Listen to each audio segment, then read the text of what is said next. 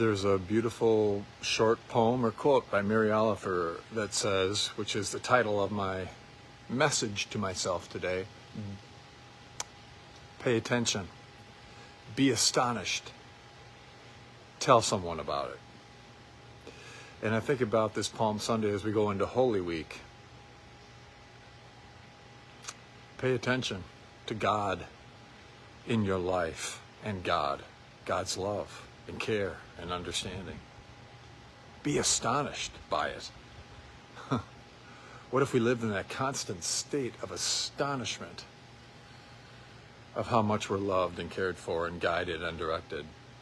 Tell somebody about it. Maybe that's all I'm doing in these things, simple Sunday sermons, is telling myself, reminding myself again and again and again what's most important. Pay attention to God's activity, work, presence in your life. Be astonished by it. So, for example, this morning, Janine and I are on a quick getaway down in Florida, visiting my daughter and her husband. Staying at a hotel, running out this morning, going down, coming on over to visit them. I forgot the van key. So I ran back up to my room, got the van key. We were delayed in some other way. I can't remember what it was. Oh, yeah. And then we had a quick errand to do. And not familiar with the area, we passed by a store and I missed the turn. So I did a U-turn and got there to the store. We were going in. We did what we needed to do. And then at the store, we couldn't find what we were looking for. By the way, there'll be a point to this. Pay attention, be astonished, tell somebody about it. Couldn't find what we were looking for exactly, got a little bit delayed, and remembered we wanted something, went back and got that. We're checking out, we're walking out the store. Passed by this person, and all of a sudden I hear, "Bill?" And there was a friend of ours, parishioner, former parishioner, who's down here visiting and staying with her mother. And how does that work? Thousands of miles, a moment in time. If I hadn't been delayed, even 10 seconds, 12 seconds earlier or later, wouldn't have crossed paths. And it was actually a conversation that was meaningful and taught us all, reminded us all about the perspective of life, as there was some brief sharing, and how we could keep someone in our prayers who she told us about. Amazing.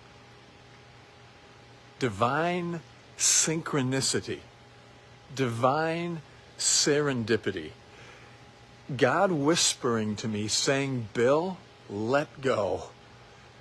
Pay attention and just let go and trust." There it is, trust. I've got you. It's all good. All shall be well. If you could see the threads that are being woven together in the tapestry of your life and how it's all working together perfectly, even though it doesn't seem like it's working together perfectly at all. And just trust me, you might be a little happier. You might be a little calmer. You might live in more enjoyment.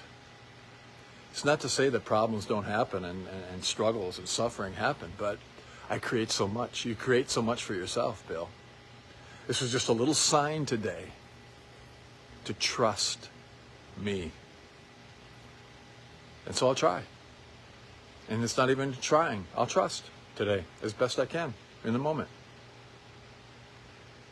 Trust would settle every problem now. And I think Jesus is my model for that as he heads into Holy Week, trusting in his Father's love, knowing that God would not abandon him, and even on the cross, feeling forsaken, but underneath it all, the trust that God didn't turn his face away. So may I trust like the one I follow.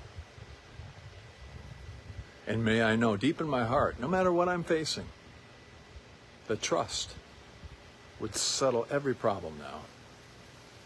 and all is well, and shall be well. So, trust for you today too? I'm going on too long, so I'll wrap it up here. Take what's helpful, leave the rest. Until next time, may you live all the days of your life